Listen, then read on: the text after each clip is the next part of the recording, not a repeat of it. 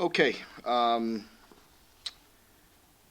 After reviewing the film, um, there were quite a few good things in there, believe it or not, and many things that we need to clean up. So, as I felt during the game, it was a lot like that. I didn't feel like we complemented each other very well at all. There were times when the defense had a stretch of five, six possessions in a row where we're going three and out and stopping them, in the offense either didn't get a first down, had a turnover, just stopping ourselves. I felt like we were poor with pre-snap penalties, penalties in general, and then didn't complement each other. Like when the offense did start fast and get a touchdown and start the game, we give up a long drive on defense and let it get to 7-7. So it was just one of those games, kind of aggravating. Let them hang around, and if you do that, that's what can happen. You can lose a game that way. Proud of our guys making the plays offensively, finally piecing together a 75-yard drive and converting with a touchdown pass to put us ahead, and Ty making the big pick, and defensively making the stop when we had to. Definitely much closer than we all wanted to. Um, there's a lot of things to learn from that. A lot of things, as I mentioned after the game, that's true, that we can learn from, we need to get better at, and we need to do a better job when we're put in that position. There's going to come times when you play 12 games where there's going to be some ups and downs. I told you all that before the season. There's going to be ups and downs. I tell the team that all the time. There's going to be a lot of momentum swings throughout this season and game to game. There's good and bad. It's how you handle it. We have to learn from the mistakes that we made in this game, be better in our preparation starting today with the players. I think it all starts throughout the week. If everybody's doing everything humanly possible to put yourself in a successful position each day, then you could live with the results and not worry about the results. I'm not sure we did a great job of that a week ago. I have to get that corrected. Looking forward to playing South Carolina. It's always a fun game, very challenging. Definitely a great environment down there on the road, and they're doing a very good job, Coach Beamer, with the change. You can see the energy and the excitement down there. They're playing very good football, and we're looking forward to the challenge of going down there and playing them, trying to get another SEC East victory, and it's a big game for us. Specifically, more so on the bad side that you mentioned in the beginning, that you guys have to clean up a bit? There's a lot of things. Just I think it starts with the focus and the discipline to take care of your job. Guys feeling like they need to go out there and do something that's about them and not about the other 10 guys that they're playing with, during the play. You know, some individual things that are going on. There's some things, we could call better. There's many. I'm not just blaming any one person, any one player. We're all in this together. I said after the game, and I mean that, it starts with me getting them prepared, and I have to do a better job at getting their attention and getting them on the same page. Even after the game, you talked about, you wanted to come in and throw it around a little bit, or at least that's what he said. He seemed pretty, forthcoming with kind of the preparation and that, and you wanted to take it easy with Chris. Did that lead into or play into the way the kind of offense, played on? Well, there was nothing about taking it easy on Chris. You know what I mean? It was simply working on us and throwing the ball. You know what I mean? Throwing the ball. They when we were in our quick game and spreading them out, we were 9 of 10.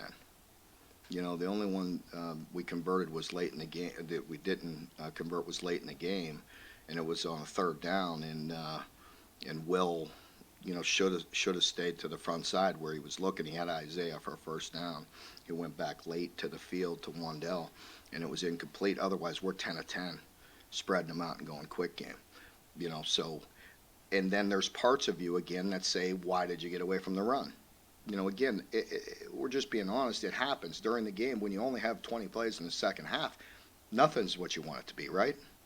There's just not enough snaps, and that's our fault. We had a couple conversions that we didn't make and fell a little bit short. And then again, the defense was, we had all those 3 and outs in the first half. In the second half, they didn't have one, and then the pick six that's a whole lost possession for the offense. And defensively go out there and give it up again. I didn't add the 2 time of possessions together on those 2 drives, but I would imagine they're significant. Those are the mistakes you saw. Are any of these things becoming a theme over 3 weeks, or is that kind of I mean, it isn't any one thing to me. I'll tell you this: if we didn't improve in the areas we did, then we would have lost that game. Because Will made some really good throws, and we made some really good plays, and then we missed some. defensively? You had 9 quarterback hurries, but no sacks. That feels like it's kind of hard to do. Well, if you watch the game, you see how fast he's throwing the ball. He's not. I mean, they were well coached now. I mean, that kid was. I mean, you don't want to be reckless with the ball. I mean, you know what I mean? He was getting rid of it, and the pressure again caused an interception for a touchdown. So, I mean, I'm glad we didn't get the sack there. So. Mark, how much of a relief was it to see Terrell get that pick six? Being that Chattanooga wasn't flinching as to use their term. Yeah. Without a doubt, we let them keep it close. And every time we had a chance to go up, once we get the pick six, I'd like to see us come right back with a 3 and out, because I want to say the possession before that, the offense went 75 yards for a touchdown. So that's where the complimentary football really didn't take place. But obviously, that was a very big play. Is Jordan Wright expected to be back? Yeah, he is. And was Goodfellow, was he punting better, or was Both. that an injury? Both. Are you going to keep an eye on that? Yeah, keep an eye on that. Mark, I'm not a coach, so it always intrigues me how tough coaches are on themselves after a game like that. Liam, I mean, he said he sucked. That was his words, not mine. He said he didn't plan well, he didn't call a good game, he got greedy, he didn't put people in proper positions. How are we kind of supposed to interpret that? I mean, the honeymoon's not over, is it? Well, Liam's been a little bit hard on himself, that way. That's, you got to realize you can't give you guys all those nuggets. So, because I don't mean this in any way to undermine what y'all do, because I appreciate you. But it's like you can't do that, because when you want to use it against them, you will. True or not true? Right. So, so and so you can't. You got to learn. Believe me, I bite my tongue. We want to be honest. You could tell I try to be honest with you, with the way I talk, with what we say, with frustration, being honest, without giving you those nuggets. So he'll learn that, because sooner or later you guys are going to pull those words out and run them over with a bus. Mark, do you appreciate the challenge that Chattanooga gave you as you go into the South Carolina game and conference play? Yeah. Pardon me? Can you appreciate the challenge that Chattanooga gave you as you go into conference Oh, well, play? definitely. Again, you got to learn from it, and I think it'll motivate our guys, make them hungry. I know I hate to be like that, but I mean, let's be honest. I try everything in my power not, to have them let down. But I think they all just wanted to wrap that game up, put it aside, and move on. And you can't do that. We all know you can't do that. But I think in their minds, it's just hard to, and.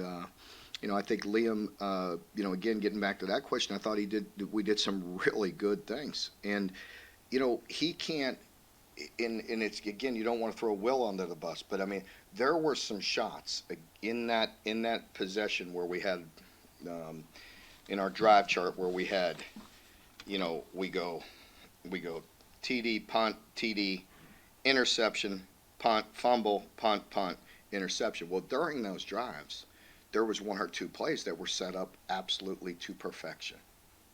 That is straight up a touchdown, and we just missed it. You know what I mean? And he can't control that. He throws that shot, we get it, we score. He's a genius again. didn't happen. So it'll come. It'll come. Both. I think Will puts a lot of pressure on himself, and I think Liam puts a lot of pressure on himself. And everything's not always perfect, but there were some really well-designed plays, and there Will did a very good job of stepping up and throwing some passes that, again, you're like, wow, that's impressive. Haven't seen that around here for a while. And there were some beautiful play designs that we just were a fraction off. But I promise you, as a defensive guy, as you're watching that, you're saying, okay, hold on, because it was there. Season last year, it's been almost 2 years since you guys have played in front of a packed house in a road game. Do you do anything different Yeah. this week to prepare? I do. I do. It's make these guys aware of it, because we do have two classes and a significant amount of guys that haven't been in this environment, and we're going to address it. I mean, I'm not going to worry, overdo it, but yeah, they have to understand.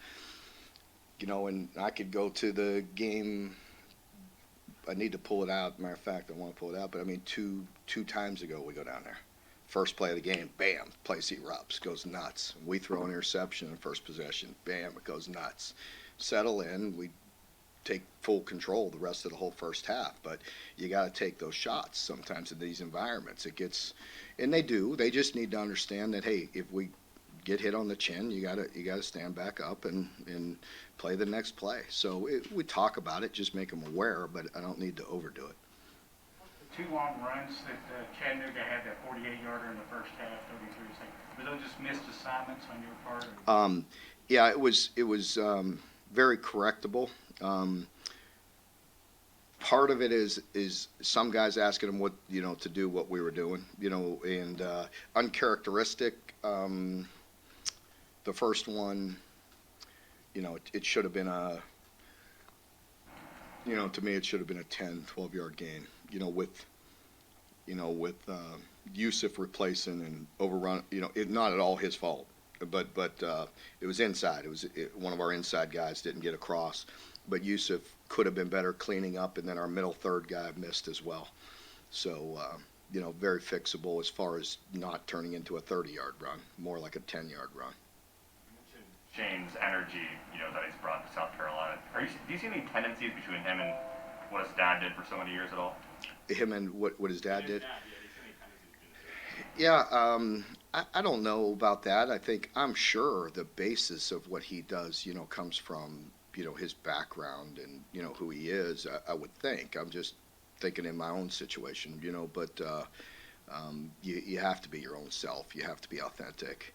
And he's obviously being him, with, I'm sure, taking all the lessons and, just being around his father and all that his whole life. So I again, I can't get in his head.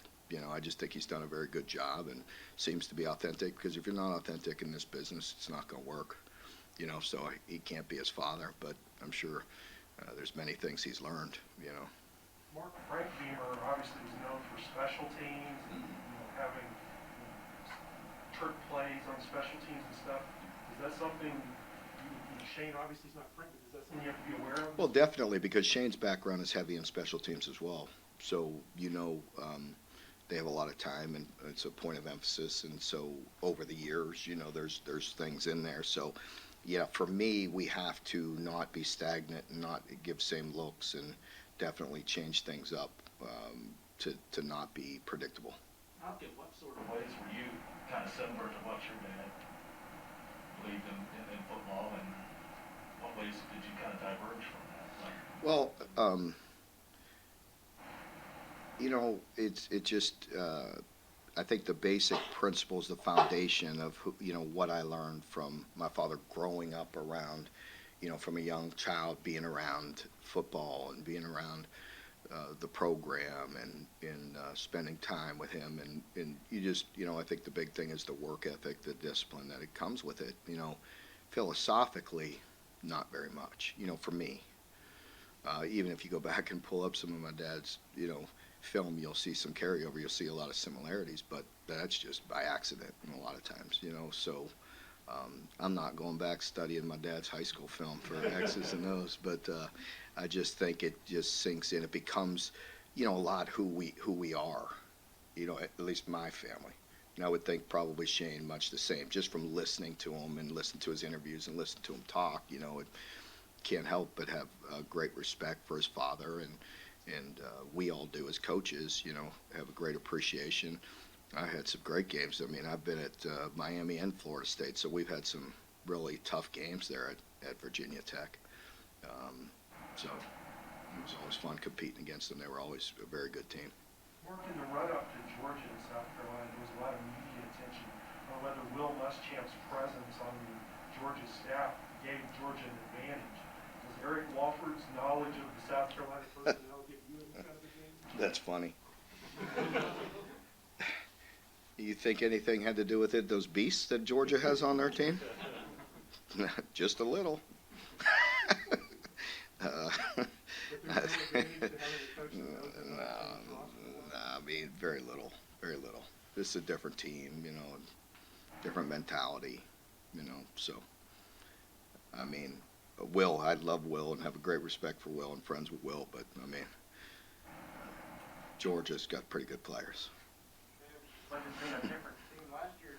Y'all had a pretty, I mean, I think went 24 unanswered or something at some point against those guys at home, and in a different venue, and they got some different personnel and coaching staff, obviously.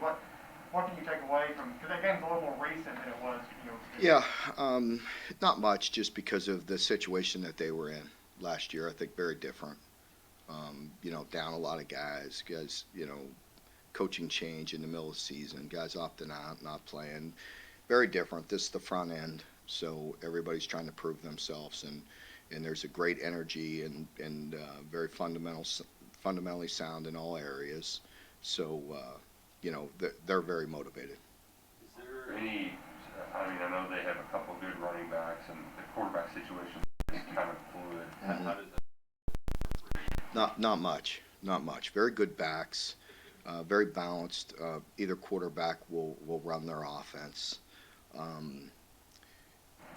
You know, similar to us in some ways. You know, you see some under center, you see the run game carry over, you see the play action, you see the shots. I feel like they have some guys that can hurt you outside. They have some difference makers at wide receiver, but they also, you know, have some really good backs. So, you know, very, very good team.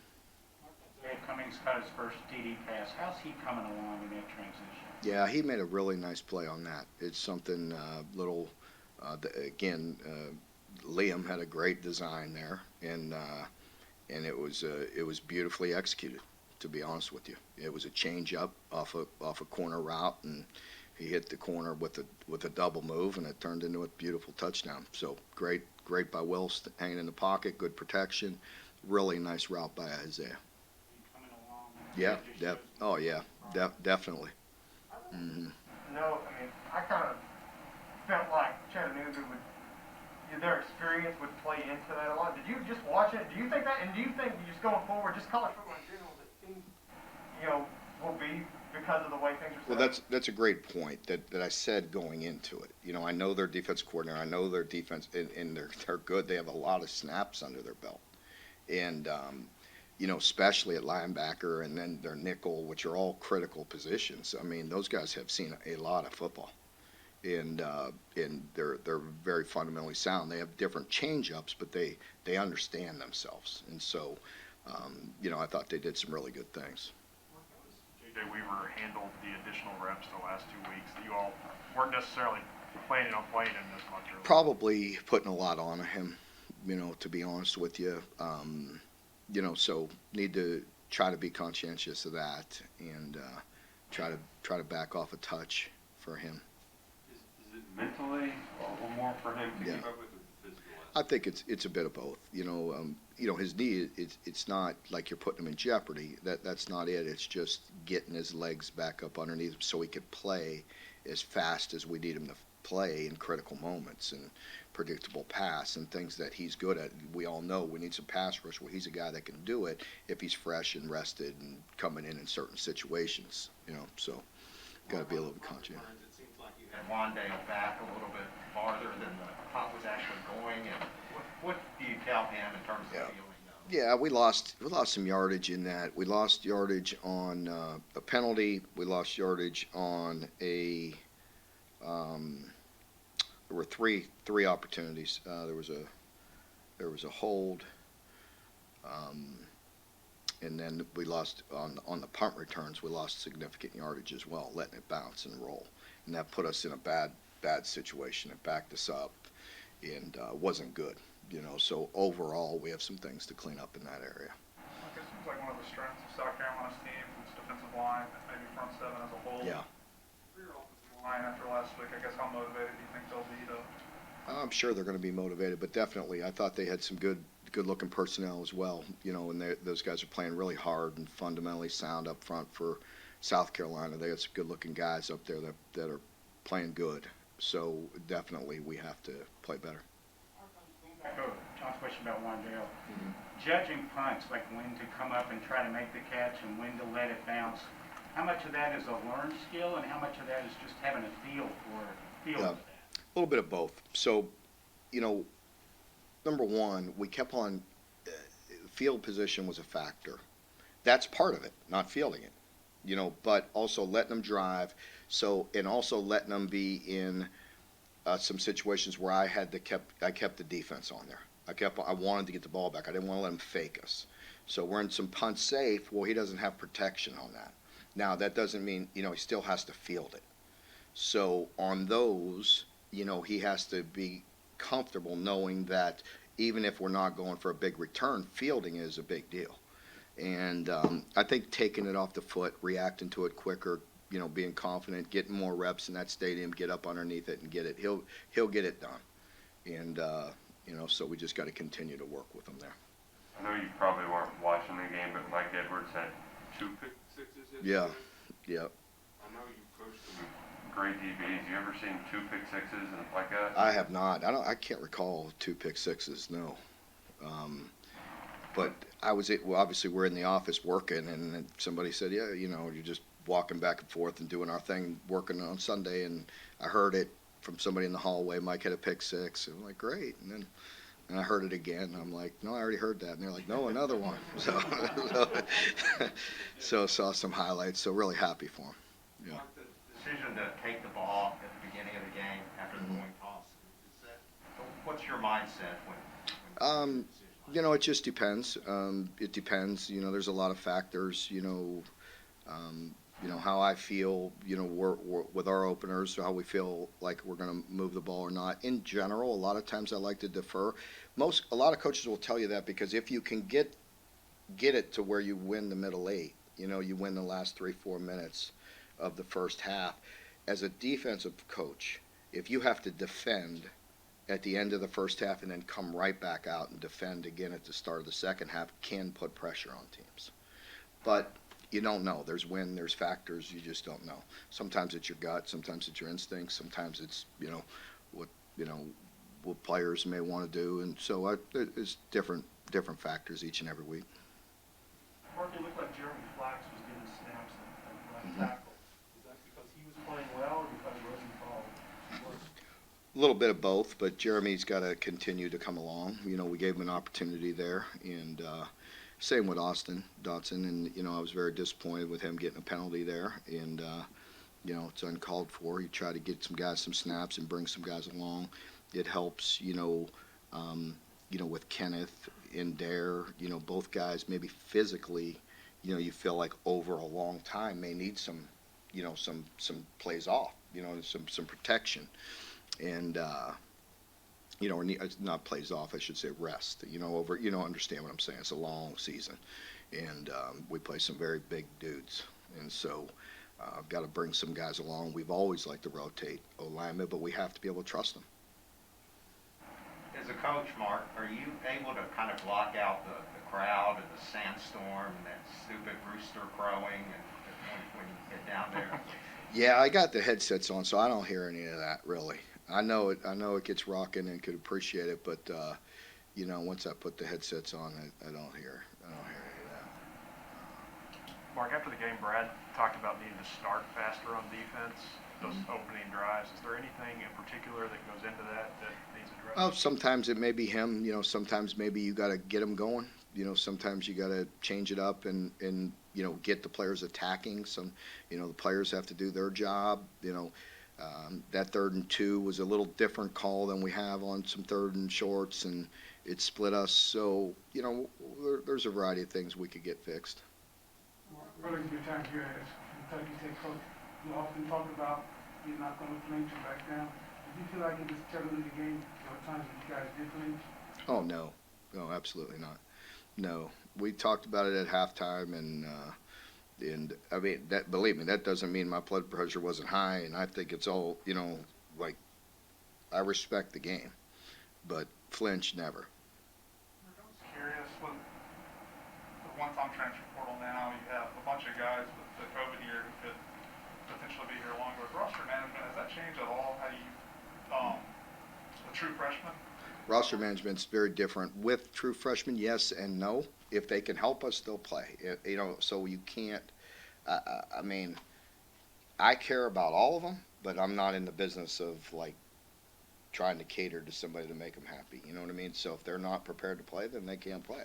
If that means they're redshirting, that's fine. And guys got to understand, there's always, there's so many. We've all seen so many examples of players that have redshirted, and when the light switch goes off, it goes off, and great things can happen. It doesn't always happen for the same people at the same time. So development is still a big piece of it. I can't get in everybody's head. Obviously, you see things with the portal, you see different things. It's hard. Like, there's definitely, it's a different time. But I'm not going to change my approach. I mean, I always, try to communicate, stay positive with players, make them understand that. But there's development that needs to happen. That's on them too. We need to give them the medicine, and they need to take it. And some guys, do a better job mentally than others. And that's our job as coaches to bring them along and help them understand. Folks, thank you very much. Appreciate it.